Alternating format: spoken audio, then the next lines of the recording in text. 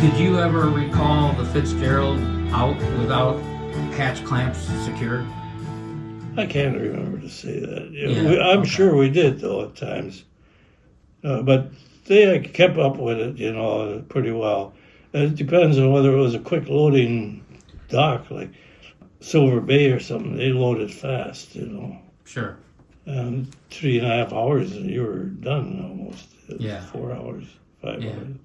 Well, we had a deckhand reach out to us that says he worked on the Fitzgerald in 1974. He was saying those hatch covers on the Fitzgerald, they were warped, and they knew they were warped. He said you could jump up and down on one end of that hatch, and some of them clamps would fall off at the other end because the thing was warped. I don't know if you saw any warping when you were there. You probably didn't notice. I'll tell you, when I hear something like that, I sort of get a little suspicious. You get suspicious. Yeah, I understand. Any sailor worth it would go out in November, or 1st of November, October, and that was one thing you did. You went around and some of those were spinning, handle. Sure. You go out there with oil and stuff, and they had oil with some kind of a flaky steel, in it, a lubricant, yeah. Yeah. And you'd go every hatch, go over that, and you'd tighten it up. Now, we did that on every boat, regardless, went over those clamps. But this, it could have been in May or something like that. You do have a storm in May, if a guy went out. Then he could have seen something like that, possibly, I don't know. I don't think that any captain would go out, although on the Middletown one time we left the dock, Silver Bay, outside, and boy, the wind was blowing pretty good, and we had the hatch crane going up and down the deck, trying to put those hatches on, and we had a hell of a time. Well, they seen the after the storm, and laying on the bottom of the lake, and those hatch clamps there's no hatch there anymore. One is right up and down. You're right. All these clamps that are hanging there, they wouldn't leave them all loose, or, it exploded. When it went down there, all those pellets went down to one end of that. Down to the bow. And they pushed it out. Pushed it out the front of the boat. And up through the hatch covers. Yeah, and up through the hatch covers.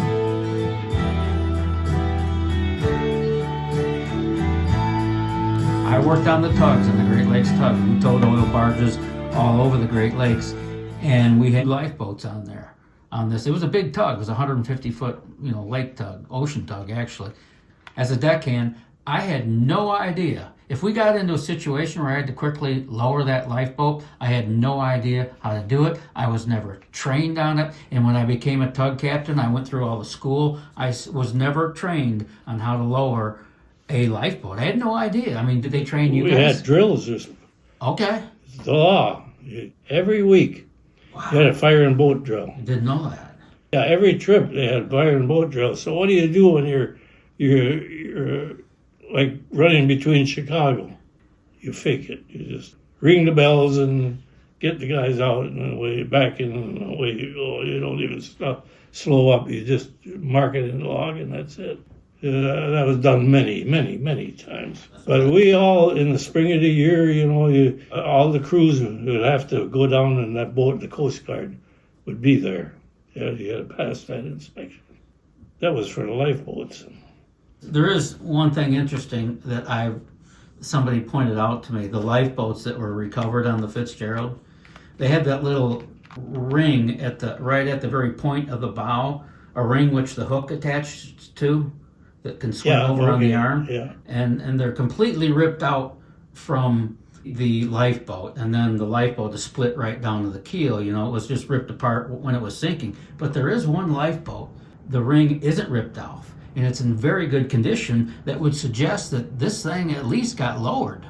I know I'm just all speculating. There's nobody going out in the waves like that coming over. Okay, you don't think no one's even going to try it? No, you don't. You don't even go outside. Maybe we'll never know what happened to the Edmund Fitzgerald, but it's your opinion that she had some structural failure going on that contributed to her. Rotten steel from foreign countries. Yeah. Now, I know a guy, a Canadian captain, so we were friends for, quite a few years. The company bought 3 boats made in China, and he had to go over there and was part of bringing it back to the United States. And he said that cracks and the welding all over the boat. Really? They brought it in, they had to put it in a dry dock immediately here and repair all this. But they had 3 boats they got. None of them were worth a damn. Their steel was half-assed.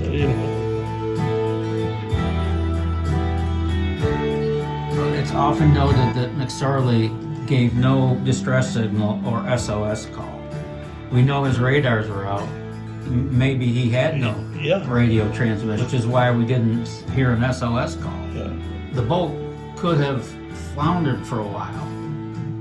It was broke, but maybe some of the deck plates were still attached. He's trying to call out, but he can't because maybe it was even out of power altogether. I mean, if you're broke somewhere at the back 2/3 mark, and you're no longer getting power from the generators, you're losing power everywhere, aren't you? Could be. We don't know. I know you were in a bad situation on the Zanzibar with McSorley, but if you're on the Fitzgerald and that ship is starting to come apart, you're in 30-foot seas. What are you doing? What's your plan? What are you thinking at that time? Just praying. You get right to it, don't you? Yeah.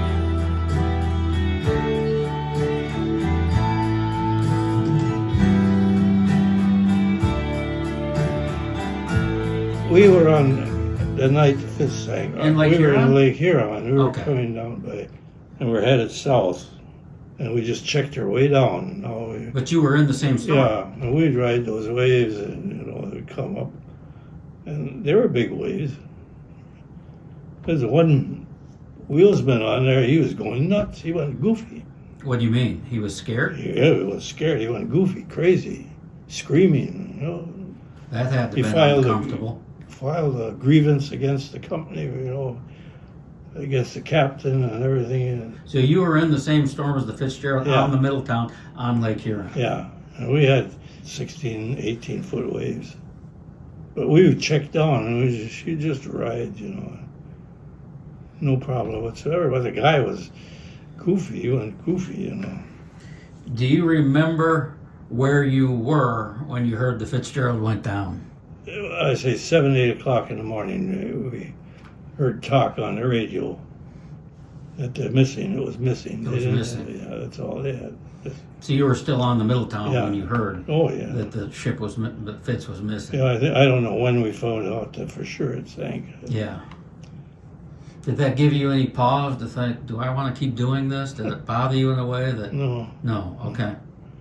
You're driving away in a truck and it crashes up. You don't quit trucking. Good point, especially if it's your way of life and how you earn your living and feed your family. You didn't know McSorley's wife, did you? I didn't know her personally, but I met her 2-3 times. Yeah. She was a beautiful woman, looking at her in pictures. Yeah. You didn't hang out with McSorley when you weren't on the ship or the boat. When I was on the McSorley, the boat with him, we had 2 docks. We'd either be one side or the other side of the docks. C&O or lakefront dock. We park our car one side, you had to come get a ride to go over to get your car to come home. And I'd be walking along the road, he wouldn't stop and pick me up. You wouldn't? So, yeah. You don't ever remember going up the street with him or anything? No. Well, I learned some things today. I so appreciate this conversation, Captain. I never knew that the Fitzgerald, lost a prop blade. I never knew that it had a collision outside the Detroit Harbor Light. Right before it went down, I don't know the exact time, they discovered a crack in one of the prop blades. And I think they did change a prop blade. This issue of the blade does come up in other situations, the prop, as if to suggest that, you just run this thing too damn hard. Yeah. Well, there again, it could have been blades made in China with their metal. There's a time that they were bringing in load after load of steel from China and Russia and all over. And it went into the building of some of these boats. Right, that's right. And most of it was right there in Detroit. Where See, the Fitzgerald was built. They built a sister ship, The Homer. and they had a crack across deck. That's why they laid her up that year, and they never fit her out after Fitzgerald saying, well, they ain't even going to fix her. Yeah, they scrapped it after the Fitz went down. Yeah. Her Well, she sister was ship. cracked across the deck, midships about. So the same design Yeah, same had structural problems. same materials, a lot of foreign steel in it.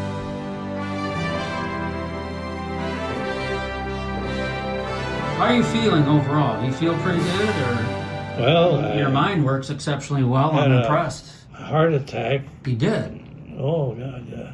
The thing in here. Pacemaker. Pacemaker. But I had a heart attack and they got me open all the way. I got scar from here all the way down my Oh. back. When was that? Like years ago, or 7 years ago. 7 years ago? Something like that. It was Sunday morning. I got up and went out, and I was real dizzy. And I come in and I sat down in a chair. And my son Mark pulled in Sunday morning. He never come over on Sunday morning. But he did that day. That day, and he came in, and of course, here I am, don't know what's going on. Took me to the hospital, and they operated. You know, they used that electric thing, and they boom. Shocked you? Yeah. Yeah. Well, I was out, of course, and when I remember trying to say something, you know, Really? and I heard the doctor say, give him another shot of this, you know, coming out of it, maybe a day after. He says, you know what? You're the healthiest man in this hospital right now. If it would have been for a good health, I would have been out of it. You would have not made it through Because that. he called the kids in, you know, and they're doing this. And they said, we get no results. We want to try one more time. If it don't, he's it. You know, he's done.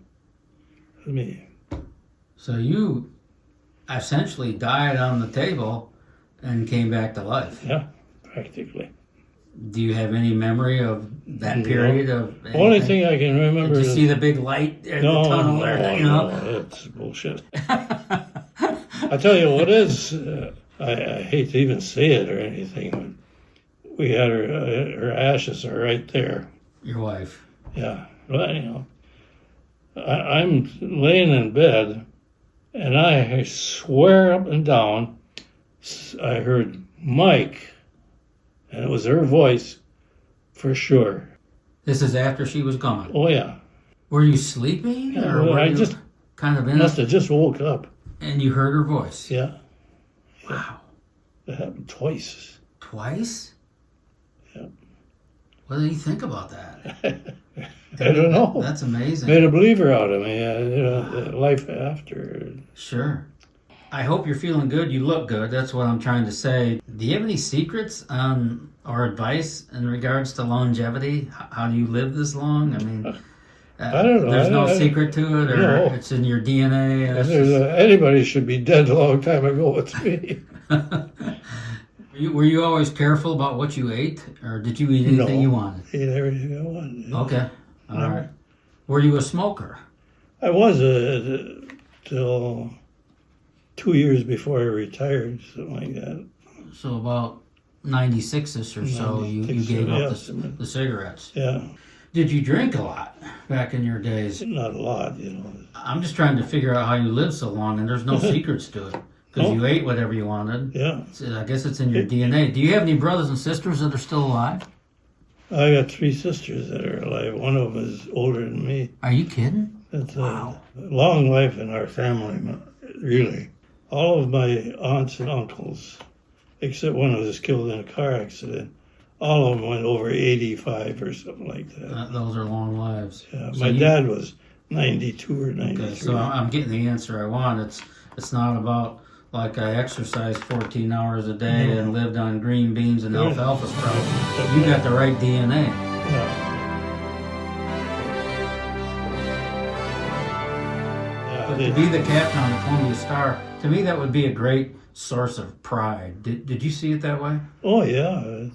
I was Commodore. I'm fascinated by your story. I thank you for all your service as a merchant marine, as a master, as a captain. It's so impressive, and I so appreciate this opportunity to sit down with you. There it is. Got a box full of them. Michael S. Capser, Fleet Captain, Oglebay Norton Company. Wow, that's cool.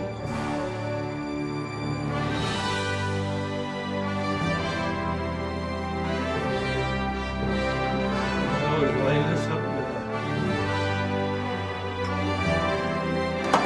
Bingo. That's a hole in one there.